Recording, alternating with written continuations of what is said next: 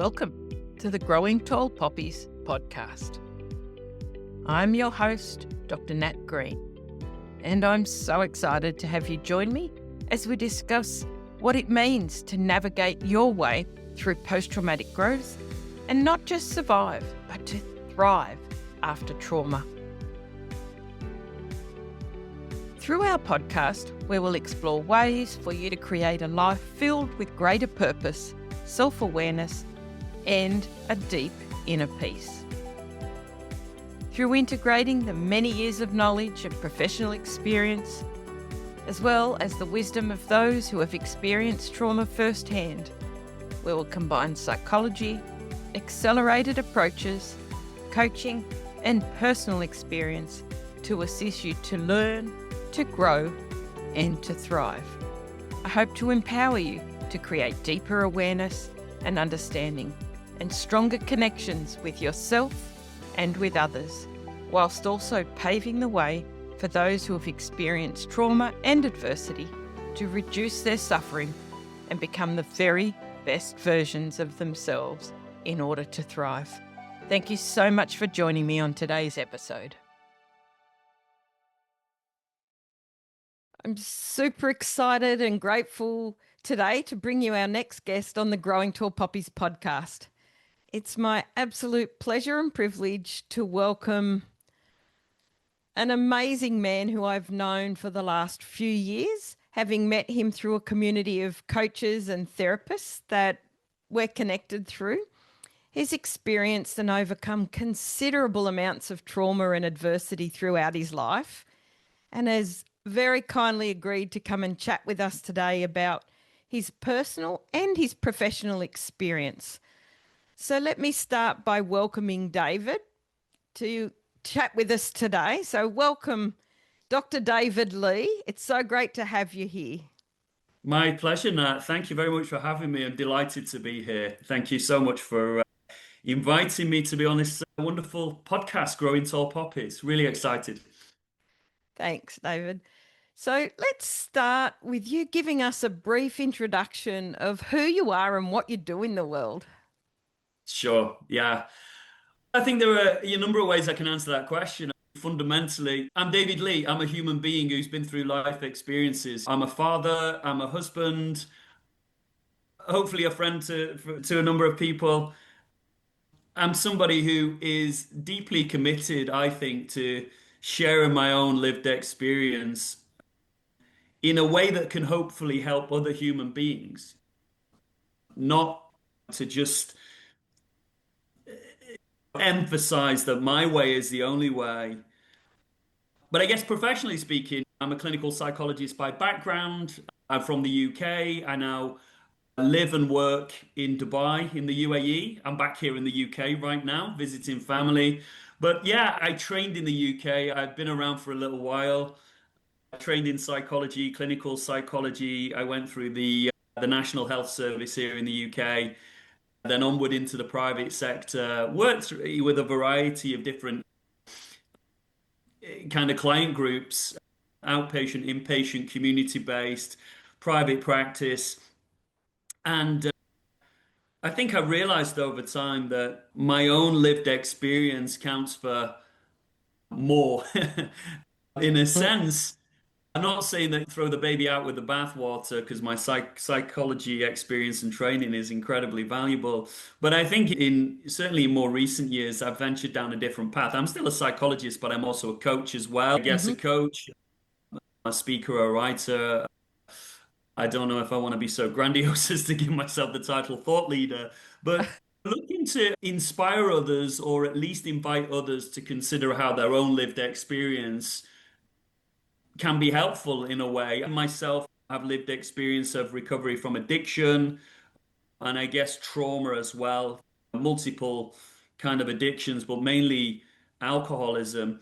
And off the back of that, really, I trained as an addiction recovery coach as well. So I've gone down the coaching route. I'd already done some training and qualifications in executive coaching, but what really appealed to me was to how I can support other individuals who either want to recover from addiction or are already on the path and I guess more broadly addiction and trauma as well. So I guess my professionally speaking, multifaceted. I'm a kind of clinician, a coach, and doing various bits and pieces. But personally, I'm husband, father, recovering addict and alcoholic, and yeah, all of these things. I love that so much. And thank you for just so openly sharing that with us. And I know we've chatted many times. You, the same as myself, are an open book.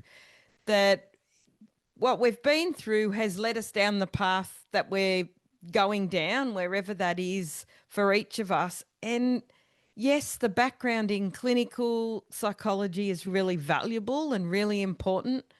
But as you so beautifully articulated, that lived experience brings just that different layer and additional level, I think, of wisdom and understanding and empathy into the room with our clients. Absolutely. For me, this has just been my journey. It's been a journey of recovery from addiction and trauma, going right back to childhood.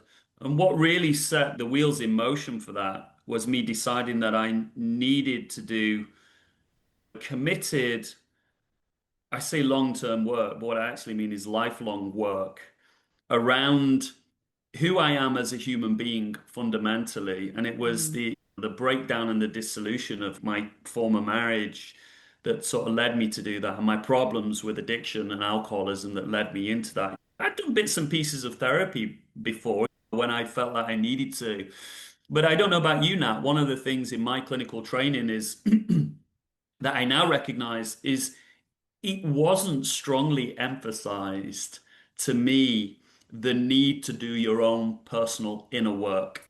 As a psychologist, it was almost like take it or leave it. You want to go do some therapy, go get some CBT or do a bit of psychodynamic psychotherapy or look at this.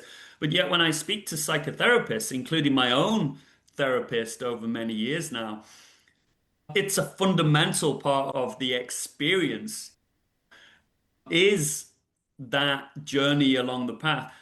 And for me, in more recent years, it's been therapy, it's been 12-step addiction recovery, which has Mm-hmm. become a way of life for me now.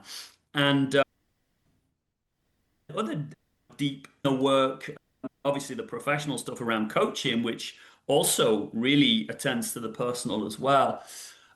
But if somebody had have told me this when I was in my 20s, way back 20 odd years ago, if somebody had said to me, if you're going to venture down the well-being, mental health, clinical psychology path and or become a therapist, you should probably do work on yourself. I Oh, probably would have said at that time, what does that actually mean? And exactly. for You, so many years I masqueraded as the expert, if you like, because I thought I had book-based knowledge. I'd done clinical placements. I'd attended numerous courses, programs, invested heavily in myself over the years, trained with some of the best of the best, and thought that made me a really good therapist. And it was only through my own lived experience and pain, let's be honest, pain and pain. suffering, yeah, that I came to realize, no, the working on yourself is it doesn't come from saying, okay, I'm going to do that course, or okay, I'm even going to just go and work with that therapist because it might be helpful. It comes from a deep inner experience of needing to do that work. I think being called to do that work. For me, it was a dark night of the soul. It was an absolute rock bottom. And that Mm, was having been qualified for many years as a clinical psychologist and working, I think yep. in a different way than to how I would work now. But yeah, for me, it's the fundamental experience of being human. I'm not saying everybody has to recover from addiction or Mm, even complex childhood trauma or something, but I think, and this is only with hindsight really, and being on the path now, had I known then what I now know, that this journey is it's so sacred really it to is. do that inner work and to Yeah. become acquainted with who you really are. That's been my story for quite a number of years now. Yeah. I honestly think you completely nailed it. I was exactly the same. Yes, you did your training in the UK. I did my training over here in Australia, but Yeah. and I'm talking a long time ago, over 35 years ago, or Yeah, 35 years now as a yeah, psychologist. yeah, So the 4 years, 6 years prior to that, in learning how to do it, it was never, ever mentioned that you go and do your own work. You learn it from a book. We didn't even see a person sitting in front of us in that's my right. undergrad. So Yeah, you yeah, turn up and you in the room and you just got to fumble your way through. And then absolutely. obviously I went on to do the clinical psychology and you do placements and you do more, but it was Yeah, never discussed that you had to do your own work. In fact, it was almost like you had to have nothing wrong, in inverted commas, nothing wrong yeah, with you, or you couldn't be a psychologist. You yeah. You had come to be with invulnerable baggage. in a sense. Yeah, Yeah. and I totally relate to that because when I was like just relating to your experience there, when I was in the throes, if you like, of applying for clinical training, and for me that was back in the early 2000s. It was so competitive in the sense that it was almost the reverse of what I'm talking about here. Yeah. It was that kind of you need to be a gladiator, if you like. You Mm. need to know everything and go out and prove yourself. Almost like competitive beyond reason, Yes. where and I remember my cohort when I did my training back in my clinical training was 2003 to 2006, and almost like there was an edge of mistrust among my peers Mm. because such and such person was doing this placement and working with this supervisor, so therefore they might have the edge on you. And Mm. such a person has already worked with this person, and wow, lo and behold, if you already had a PhD, so you were going to become a doctor as a result of your training, or you had prior experience as a counselor and you decided to train as a clinical psychologist, that was like, oh, this is. I really feel out of my comfort zone now because I'm among peers who have got the edge on me. And I look back on that, and it's absolutely ridiculous Absolutely ridiculous. of the lack of uh, togetherness and solidarity that I experienced at that time. But the way I look at it, I think I had to get to the point where I was almost approaching midlife, and for all sorts of personal things to happen to me to appreciate, oh, maybe this is what the journey really should have been, and maybe I just wasn't ready to see it at 24, Mm. 25. And yeah, that wisdom that comes through the life experience and lived experience opens up this whole new world. And I think for whatever reasons, when we're human beings and we go through life and things happen, that Yeah, we need to be prepared to be vulnerable, be yeah, open yeah, to doing the work, but actually acknowledging that and sharing that and not trying to hide absolutely. it and Yeah, pretend I it's think not there. to be open, vulnerable, and imperfect, to be prepared to accept and admit your flaws, because we're all Hmm. flawed, right? I could never Absolutely. admit that previously because there was always a yes, but, Yeah. and there was always a justification as to why I'd made mistakes, etc. For me, it really took me to effectively burn my life down and to lose everything to realize what this was really about. And in some ways, somehow, I've managed to stay working in the profession. I made mistakes that I'm not proud of and had to really look at those with rigorous honesty and develop some humility along the way. But I was almost ready to get out of clinical psychology and to go do Yeah. something else. I didn't know what exactly, but I've managed to stay in that realm somehow. And also to broaden my experience, the addiction recovery coach training came from being a fellow myself in recovery. I say fellow because that's the term that we use in 12 Hmm. step, in the rooms, as we say. But of course, there are multiple pathways of recovery from addiction. So I guess I've tried to, in some way, listen to my higher power because I do live a spiritual life now. To, again, not perfect progress, not perfection, but to almost listen to what my higher power, God, wants me to do in this world. That goes beyond labels and identities and all of the Yeah. things that our ego tells us we should be: clinical psychologist or therapist or coach or Mm. whatever label, or Dr. David or whatever. It's about, okay, let's shed all that. But when we come back to what your higher purpose is and how you can help others, how can you do that? And when I Mm, committed to that, I thought I'll always find a way to do that some way, because I think that's what God wants me to do, is wants me in some way to help people based on my lived experience and to in some way be able to help others, I think, to be open to their vulnerabilities and accept their imperfections. And I yeah. guess look into the shadow and face the shame and the fear and the guilt and all of that stuff that's there, which for me was going back to childhood stuff, Mm, and stuff that I grew up with in the home, but also the stuff that then resurfaced in my previous marriage as well. And I thought, yeah, this is what I'm called to do in some way, and to connect with other human beings and share my experience, but to really, I've said for a long time now, I think part of what I've set myself the task of doing is helping individuals to break patterns of intergenerational adversity, trauma, mm. whatever that looks like, whether it's trauma, addiction, often intertwined. And I think I made a pledge to myself a number of years ago that no matter what it takes me to do that, I'm going to do it anyway, even if I no longer work as a clinical psychologist, even if I have to start all over again from scratch. And I guess the way I look at it now is I reinvested my early training and experience in clinical psychology and all of that. And but it only made sense in terms of the life experiences, the trauma, the breakdown of the marriage, Yeah. the fractured relationship with my son at the time, and financial damage that I went through and everything, and having to look at myself in the mirror and start to do that with compassion as well. Um, Really and important part. yeah, it's not that the academic knowledge didn't matter anymore. It's just that I came to look at it in a different way, and I've come to use the theories, the concepts, and all of that in a very different way. They say Mm, you go through these experiences, it's like looking through a new pair of glasses. yeah, totally different lens. And I think once you've put on that lens and looked at it, you never view life the same. It's always going to be changed and changed for the better, usually, even though it didn't feel like it Yeah, along the way.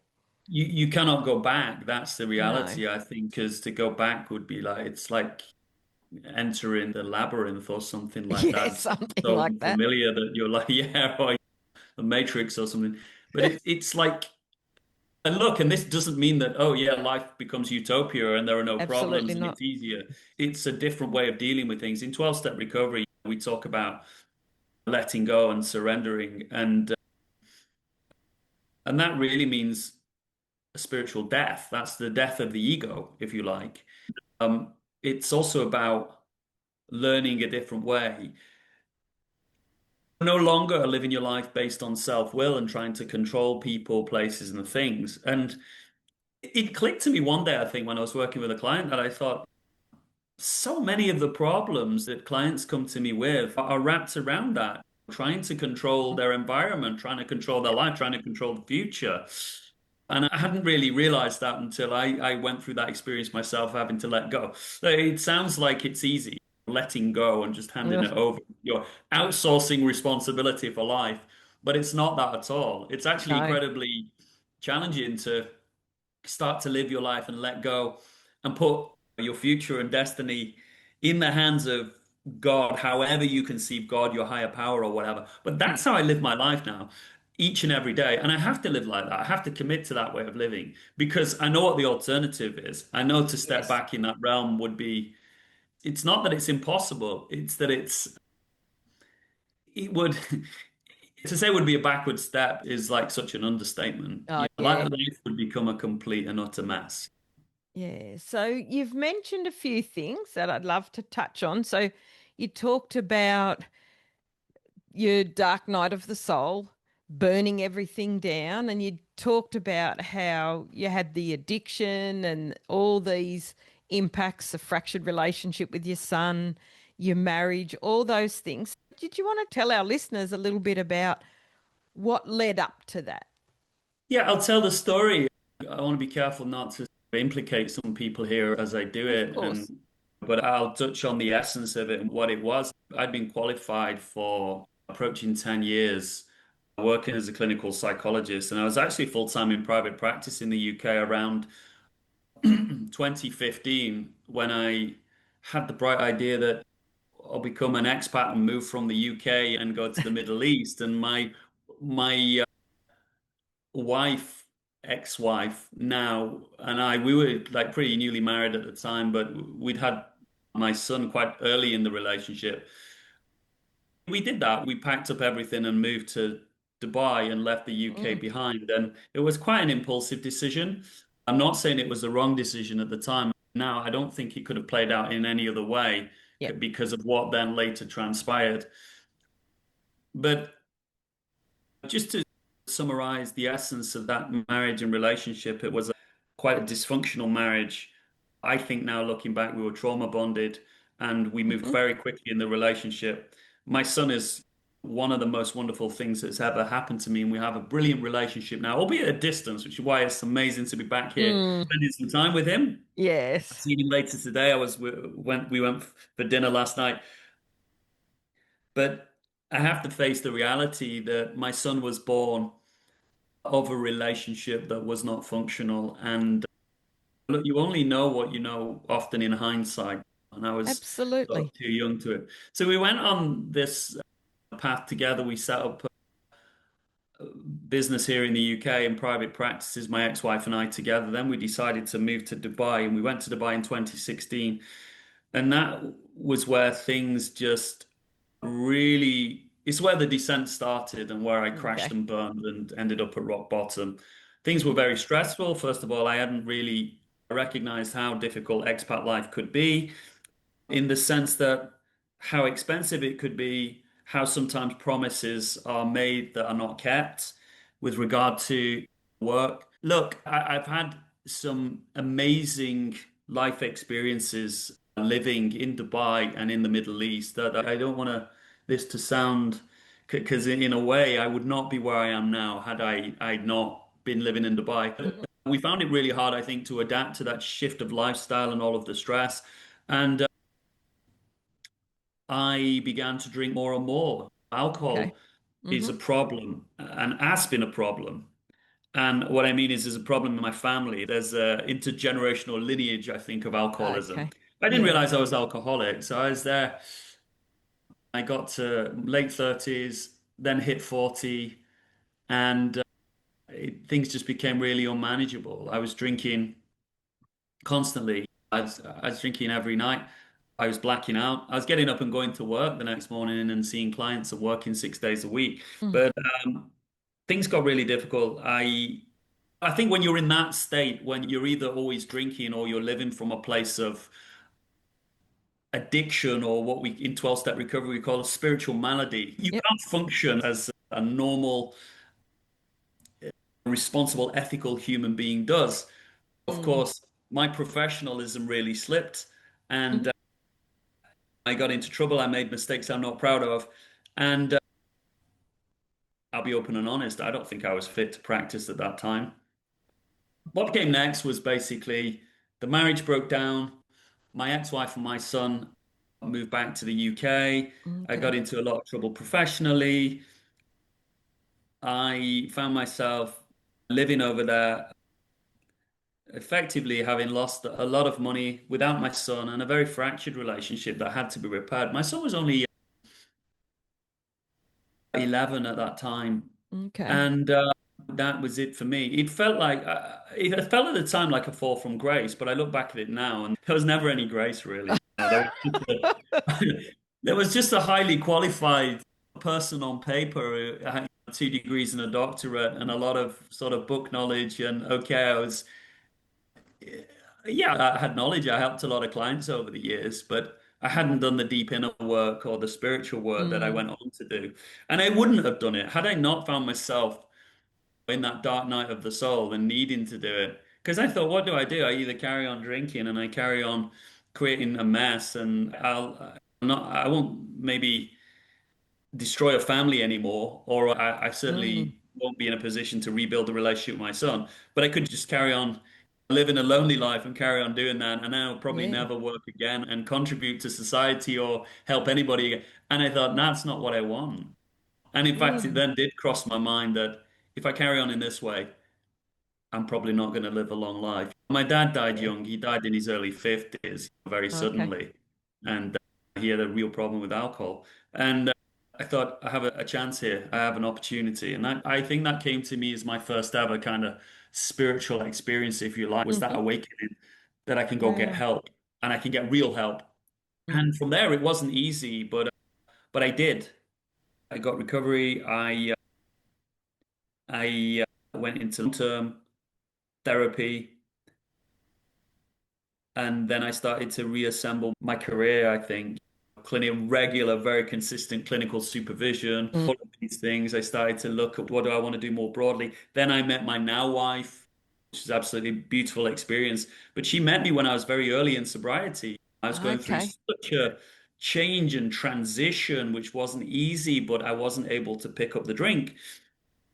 And I'd say my wife now, Jazz, she's Filipino. She's just been such a source of strength to me. But I don't Mm. think it was easy for her early on to be with a recovering alcoholic and addict who's Mm. very early in the process. Yes, she's never seen me pick up a drink, an alcoholic drink, but she's been with me as I've navigated the 12 steps and as I've Mm. deepened in my therapeutic experience. It's been an incredible experience, I would say, in the last 6 years or so, but it's not been easy, but it's amazing how things transpire in your life when you set out on that path and you stay on the path. Yes, That's definitely. been my experience. Yeah.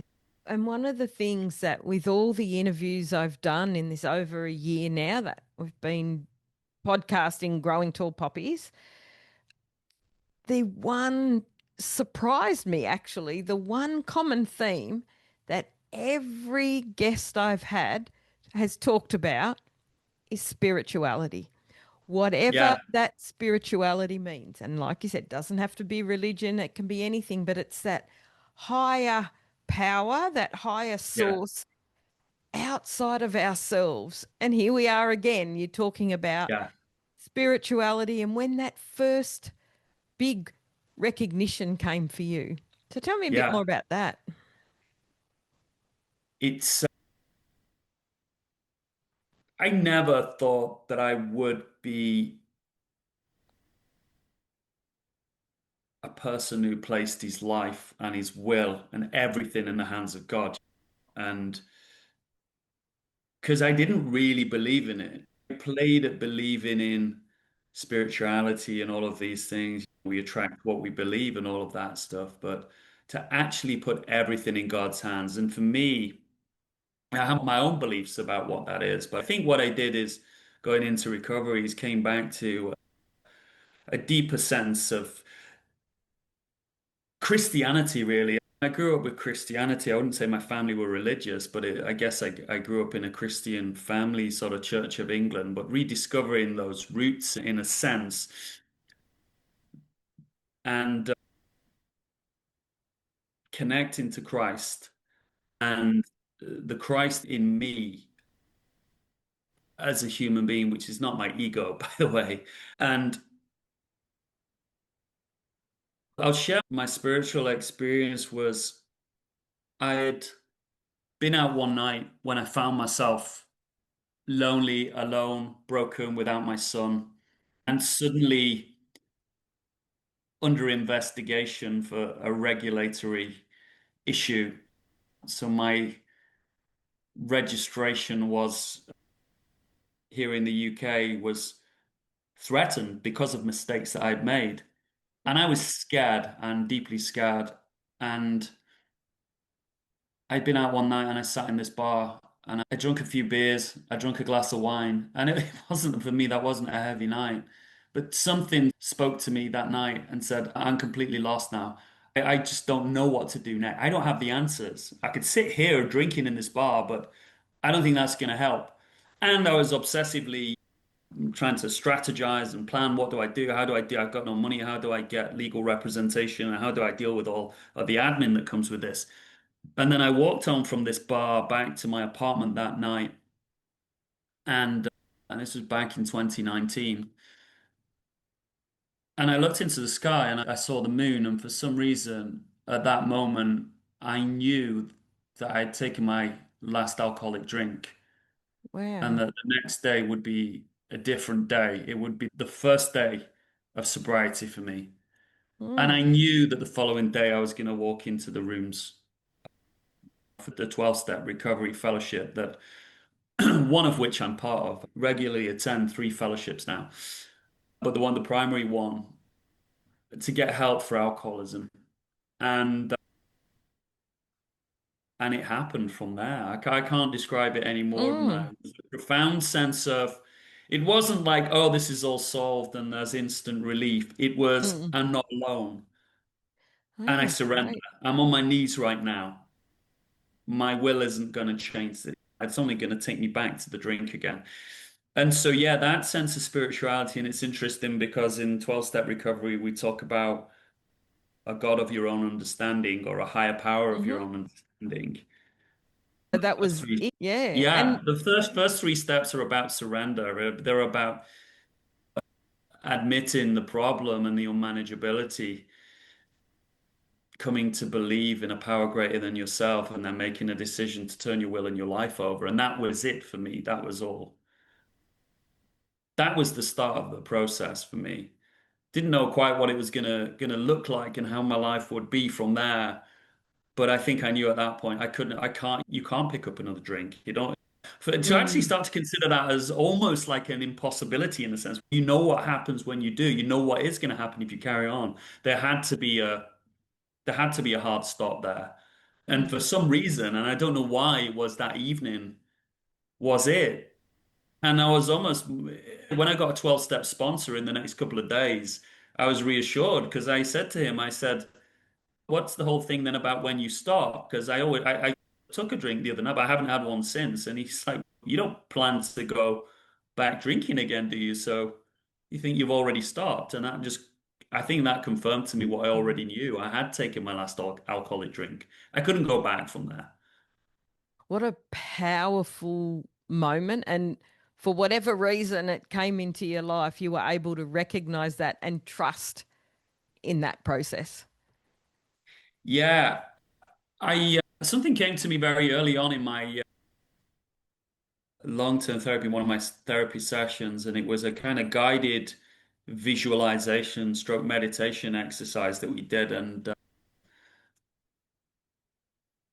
there was a message that I received during that which just spoke to me, stay on the path. And that was very early on in my recovery as well, because the two were in tandem. I was attending 12-step meetings and doing weekly therapy. That, and then I should say the therapist I chose to work with is very 12-step informed. She's a fellow traveler in a sense. Mm. So something really spoke to me about that staying on the path. And I guess that leads me on to me to say that I'd always heard of this concept of a wounded healer as well. I didn't quite Yes. know what that meant. Yeah, we've all got stuff in our past. Okay, fine. We've wounded, we move on, we train, and then we help other people. But Hmm. then I really started working with my therapist and going along the path, as I now call it. I came to realize what it means to be a wounded healer. That I'd love you actually, to share that. I'd love you to share what your version of that is. yeah, it's not about ego. It's not about, No. okay, I've been there, I'm wounded, so I can tell you what you need to do. It's not about Mm. that. I can sit with a person and have a deep sense of what it's like to be at the turning point of going, what I thought was working for me is no longer working for me. And maybe it wasn't in the first place, but I had deluded myself into believing that it did, and to Mm. recognizing that there is hope, but it's going to require work and it's going to require a commitment to change. And to observe that in somebody and to sit with that and to work with individuals around that. Like right now, clinically, I work with predominantly females, but I come Hmm. across a lot of males who are in some way going through a parallel journey to what I'm going through. Mm. I made a lot of mistakes and I'm seeing the parallels. with some of the male clients I work with. When I now work with female clients, I equally get a sense of what it is to go through trauma often in relationships. Look, I didn't have a good template for relationships right from childhood. And Yeah. I was trauma bonded in my marriage. And I Mm, would say I was codependent from a very young age and bounced from one relationship to another pretty much from the age of 17 to okay. learn a very different way, an embodied way of being with somebody in a relationship and a marriage now, a beautiful marriage, but that still we go through life's ups and downs together. And to do that in recovery has been absolutely wonderful. But I had to make a lot of mistakes. I don't think I had a healthy relationship up until now Wow. in my life. So actually to work with clients, because the way I see it, all of our trauma, all of our adversity is relational. Yeah. And that's how it played out for me. And to look back and work with some clients and recognize what's going on, often that we make mistakes in relationships, not because we're bad people and not because we are fundamentally trying to destroy the lives of others,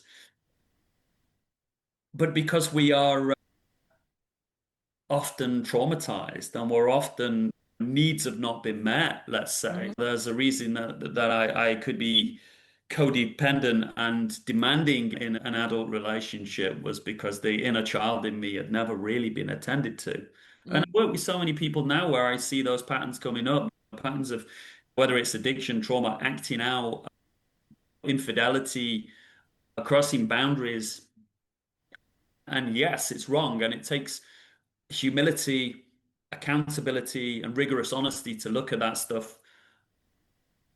But it comes from a place of pain. It doesn't come from people being bad Bad. people. We don't Mm. like, intentionally set out to cheat on our wives or cross boundaries, let's say, or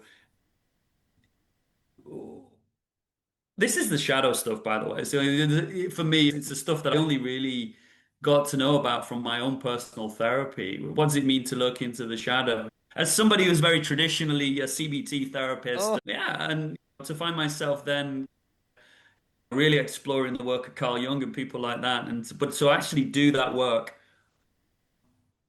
there is stuff in the shadow, but it's when we bring light to the shadow that we're empowered. And my sense is, it's you don't do that work alone. I needed God to shine a light into the shadow in order to be able to face it. I couldn't have yeah. done this work alone. I would just run from it. It's too dark. Oh, It's too dark in there. absolutely. And you didn't know where to look to find the shadows. That's right. So you Yeah. needed someone to guide you through that and have been able to acknowledge your own inner demons and actually deal with them. So when you're working with clients now, I would Yeah. imagine from what you've just said that you can see those patterns really quickly, identify them quickly because you can highlight their shadows pretty quickly. I think again, it's through the experience, the lived experience, the embodied experience of going through that I think I'm able to often tap into. For example, it gets much easier to spot avoidance, even subtle avoidance in your clients. Yeah. You, and I'm quite direct as the therapist, although I believe the compassion is there fully. I don't hesitate to call somebody out to start to what are you edging away from there? Hang on, let's look at that. And I Mhm. do that genuinely from a place of compassion because I know that's what I needed at the time. And I chose to work with a therapist and commit to working with a therapist who initially I didn't like working with her because she can be pretty brusque at times and she can call a spade, but also help you to identify where you're avoiding. I was called out on my bullshit, as some of my clients say, you call me out on your bullshit. That happens to me so many times. But the way I look at it now, Exactly. it's being able to look into the shadow and then say, oh, yes, and God is with me, and I can Hmm. do that. It's scary stuff. Like, conceptually, it sounds like, oh, yeah, that's what I need to do. But actually, when you go through that lived experience, and to me, I recognize that it was going through a marriage where everything broke down and was so dysfunctional that it's almost like trauma. The word trauma doesn't quite capture it. For me, the word terror is more accurate. Okay. The deepest, Mm, darkest moments in my marriage previously pattern matched almost so perfectly some of the experiences I had in my childhood with an alcoholic father. gosh. And when you have that experience that takes you back to being a really scared Mm, child that also yeah. feels it's almost like that a sense of fear and shame coexisting. I later experienced that in my 30s in a marriage, and it was almost like I'm back there again, and this is absolutely horrendous. Oh, it And to would have do, triggered all yeah, of that back then, and you can understand how those patterns continue to play out through your life until exactly. you are willing to really do that deeper work because nothing would have changed. Your next Nothing would have relationship would have changed. been the Absolutely same. nothing would have changed. And for me, it was to recognize that I was psychologically, I think now, I don't hesitate to use this word, psychologically sick and spiritually sick. But so too were others in my life. So too were Ab- parent figures in my life, family, and partners as well. And to have compassion for others is also to, I think, to be able to connect to yourself fully and have compassion as well, to hold yourself with compassion and to Mm, know that you are held, to look deeply yes. into the stakes that other. If somebody, I did a great job of burning my own life down, but other people jumped on the bandwagon as well and tried to also dismantle what was left of it and then keep going. But to see where that comes from and to hold it with compassion. And I think, and to forgive. And it's such a unique experience. Life becomes lighter. Oh, there is an easier way to carry the load when you do that, when you let go, when you forgive, and you're able to unbuckle yourself from all of that resentment. Consequently, we say in 12-step recovery, fear of people and of economic insecurity will leave us. That's been my experience. I'm not saying I don't have days where I don't worry about money or I don't worry about what someone will think of me. But on the whole, I recognize that whether I'm challenged by people or whether I'm stretched financially or whatever, fundamentally, I know it's going to be okay. Stuff. It's just stuff that we deal with in the world now. It's not a catastrophe. So after having been through your deepest, darkest moment and rebuilding, you know that you can do anything. You can get yourself through anything because you're not Yeah, alone. that's right. And my sense is when I'm working with clients is you can explain this stuff theoretically and conceptually, but nobody gets it because it just doesn't, it's meaningless until you have Yeah. that inner experience. But when you start to do the work and you start to help people to change and to see those changes transpire. I mean, I'm a big fan in terms of my therapy work of EMDR. I was fairly Yes. late to the game with EMDR.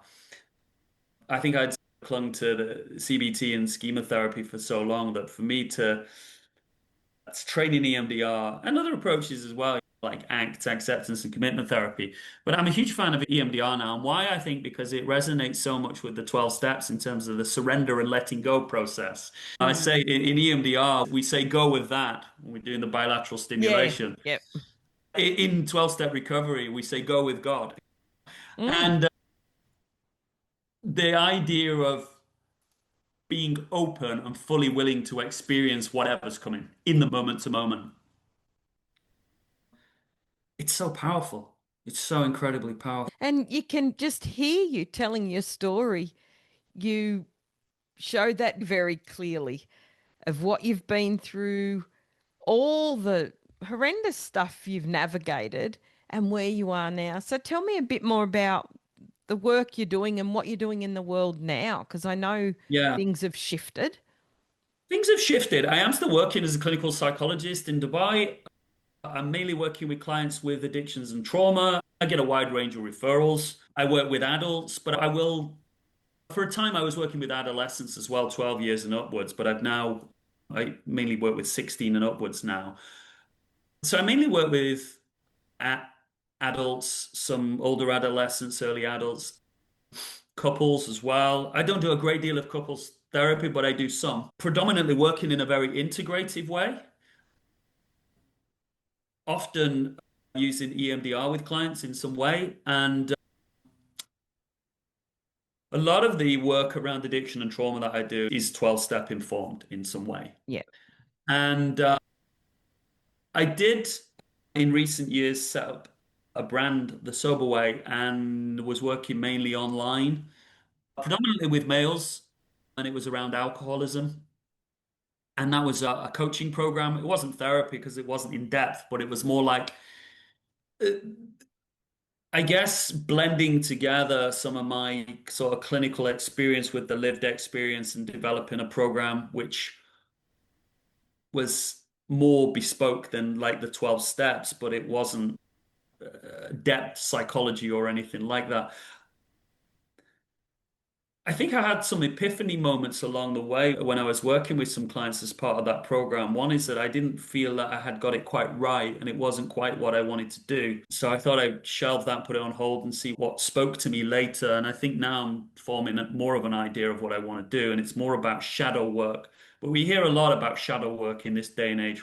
You can Mm, you can just pick up a shadow work journal off Amazon, I think that probably. Yeah. ChatGPT wrote for somebody, but I would like to develop a program that is around facing the shadow Mm, in a way that has been inspired by my own lived experience. And I think initially possibly to work with men, but eventually to work with ladies, non-binary folk, however you define yourself. But there has to be a starting point from it. And because I'm a heterosexual male who's been through this experience and knows what it is like to navigate that path. But that said, clinically I work with, I think about 80% of my clients are female. But mm, so what I'm saying is I'm still working clinically, but I want to go much more down the working online again, both one-to-one and group coaching program. But I want to go beyond that as well. Like my passion is really to write as well. My passion is, I mhm. think, for language, to write, to speak. So I want to create movements based on my own understanding and lived experience of what it is to look into the shadow, to recover from trauma, recover from addiction, and to live lives where we can flourish. That's the direction I'm now looking to move in. I'm still working clinically, yeah. But I love this future vision that you've got for yourself because I think you have shown exactly what it's like to navigate that path to be a success from where you've come from. And I know it's still a work in progress. It's always a Yeah. work in progress. The journey's never But done. absolutely. I'm smiling because I was going to say that and I wasn't clear. Like when I set up the sober way, I wasn't clear that's what I wanted to do. But that was the first iteration of something, right? Yeah. Because the journey that we're on isn't clear. I'm not really sure what's going to happen today. I think I know Mm. what I'm doing this afternoon and possibly this evening, but I don't know how it's going to transpire. The jet lag might kick in and I might go to bed early.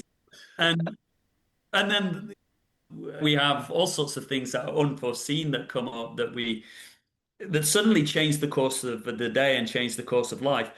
I'm okay with the uncertainty now. That's what I'm saying. I Mm. know I have a sense of the direction I'm moving in. I don't know exactly what the first offer is going to really look like, but I think I have some sense of what I'm being called to do. So I'm okay with that uncertainty as I move forward. And I'm totally fine with the idea that I may let go of labels identities completely because I'm not my Hmm. identity. I don't really need to be a clinical psychologist No. or a coach or anything. I'm somebody who has walked a path and is still walking a path and can share life experience. Part of my life experience, as well as addiction recovery and trauma recovery and all of that stuff, is to have worked for some time as a clinical psychologist and done X number of qualifications. So that all comes Mm. together. And I think when I trust in God and just let go, it's all ego stuff to say I'm a psychologist or a coach or a Yeah. thought leader or whatever. The reality is it doesn't matter if you can help people and you can find a way to reach them. And more importantly, if they are drawn to you and life Hmm. leads them along that path, it will happen. I know that because I've experienced that countless times in my life and continue to experience that day in, day out. So yeah, it's And having it's faith. and it's also it then becomes part of you were born to do that and you'll continue to go along the Yeah. path that you're meant to go on. So It's if trusting, is it? It's trusting sometimes blindly, but trusting also from feeling, and that's faith. It's going yeah, with grace and having faith that you are doing what you are meant to be doing. And if there are temporary problems along the way, you won't perish. yeah, so you've said like you've spoken very much about spirituality and faith. Would you say, David, that there's any other specific qualities or personal attributes that you see as being key for someone who's moving through trauma and into post-traumatic growth?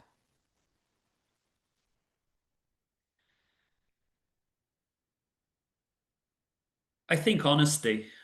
And I think that's honesty with, look, on a number of levels, being honest about what's happened, being honest about where you are. Mm. And that, from my lived experience, I was the psychologist and therapist masquerading as the expert who was deeply wounded Yeah. and suffering in a whole lot of pain, but the ego was portraying something else. So Mm. the light was the suited, booted, doing media interviews and speaking on stage and claiming to be the expert. The shadow was the underbelly of life, of pain. And so honesty about that kind of honesty about where you're at, whether we all make mistakes in life, Mm. and I had to face my mistakes with rigorous honesty. But honesty as to where you are. How many people carry on as if they're invulnerable and that I can carry on and life their bodies are breaking down, but they're still trying to work 6 days a week Exactly. and see a caseload of however many people, whether you're a therapist or not. So honesty naturally goes with accountability for me, and that's Hmm. accountability for actually doing the work. Yeah. I learned that, and I can't remember who first told me this, was that God can move mountains, but you have to bring the shovel. You know, I love it. you don't just turn up. I haven't just turned up and it's been easy. Oh, yeah, I'll just sit back and God will do all the work. But there is an accountability part to Mhm. recovering from trauma. And I think to post-traumatic growth, post-addiction growth, however you want to look at it, post-adversity growth, there is a honesty and accountability go hand in hand. And I also think the other thing, which I don't think is so much of a quality as willingness, and I think that's about willingness and Yes. open-mindedness. So we talk about in recovery, honesty, open-mindedness, and willingness. I think the willingness is sometimes to let go of defiance and open up to a new way. And Yes. it's not, you can't really explain how you become willing to let go of everything. How do you become willing to let go of the future and your Mm. idea of what the future is going to be like? How do you let go of this idea that I don't know. You may not live in the big house in the countryside that you want. You may end up somewhere else. You may not end up married with four kids or whatever. Life may take you down a different path. How do you let go and become willing to not try to control the future and control people, places, and things? Great question. Again, and for me, it's facing up to what's already there quite often. The clue is usually in the pain, but a lot of people don't want to explore those pain points Yeah. And I think that's that too deeply. willingness is in being willing to explore the pain points and, like you Yeah. said, the shadows and really be open to doing the work no matter how painful it is. That's been Yeah, key. that's right. And once again, you don't do this work alone and you No. don't just look into the shadow and feel the shame and the terror and all of that stuff and just stay there. You go with grace and there is a whole,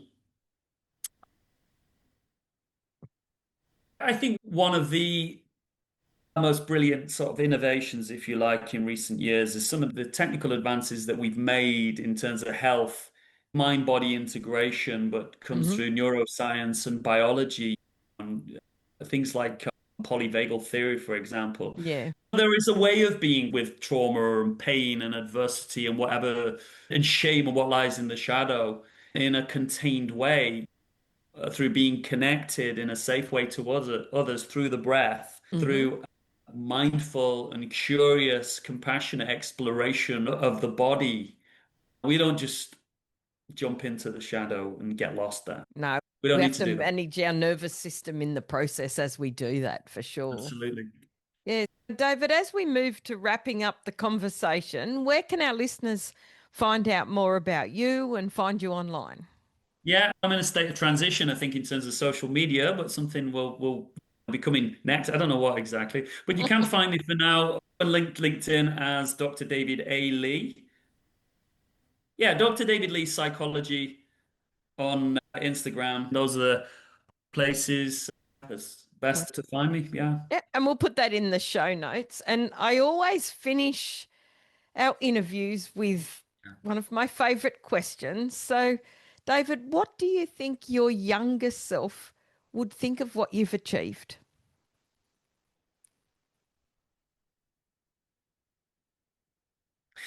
If I could just, I'm not avoiding the question, but if I could try and reword it a little bit, I would wonder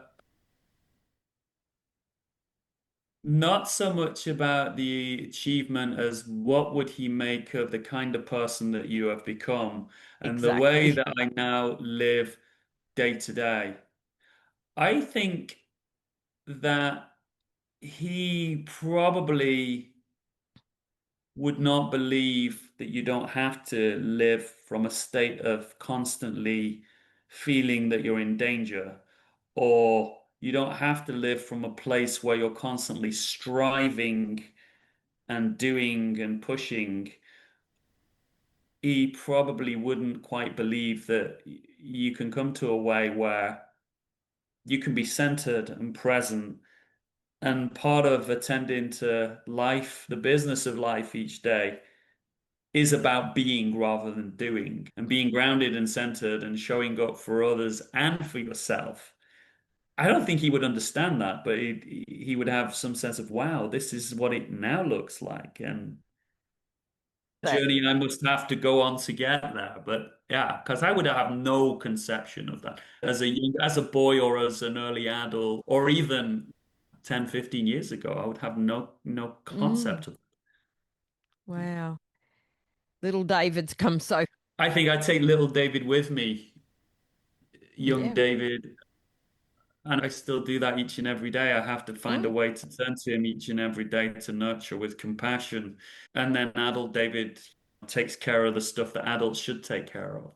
Because little boys yeah. shouldn't have to take care of Mm, some of the things that life throws at us, but he might need to be contained and held with compassion. And then we move forward with faith and I courage. love that. Absolutely courage. And I thought that a bit earlier when we were talking that you didn't mention courage, but I really want to acknowledge the courage it takes you. It has taken you to move Yeah, forward and thank live you. every day and show up in the way that you show up. Yeah, and I'm sorry I missed that because that is really important for me as well. And that's something that I observe in my clients. And it's something that I think when I remember that I do commend in my clients is the courage that this work takes. And it's Mm. always so inspiring to see changing clients and to recognize that you did this from a place of courage. Oh, and Yeah. that is needed. Yeah, that's needed at the outset, really. That when you Hmm. stand at the turning point and you have an opportunity to do this work, courage is needed. Yeah, for sure. Absolutely. Thank you so much, David, for chatting with us today. I know our listeners are going to have loved this conversation. I'm so grateful. My pleasure, Nat. My pleasure. You enjoy the Thank rest you of your so much. time in the UK. I hope the jet lag's not too bad and talk to you soon. Thank I'll you. go and get some rest. Thanks very much, Nat. Thanks for having me. Thank you for joining me in this episode of Growing Tall Poppies. It is my deepest hope that today's episode may have inspired and empowered you to step fully into your post-traumatic growth so that you can have absolute clarity around who you are, what matters the most to you, and to assist you to release your negative emotions and regulate your nervous system so you can fully thrive.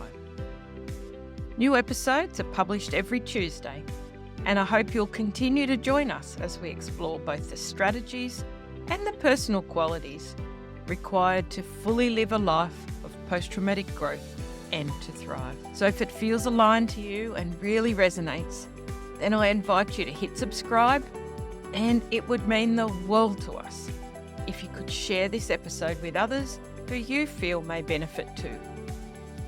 You may also find me on Instagram at Growing Tall Poppies and Facebook, Dr. Natalie Green. Remember, every moment is an opportunity to look for the lessons and to learn and increase your ability to live the life you desire and deserve. So for now, stay connected, stay inspired, stand tall like the tall poppy you are, and keep shining your light brightly in the world. Bye for now.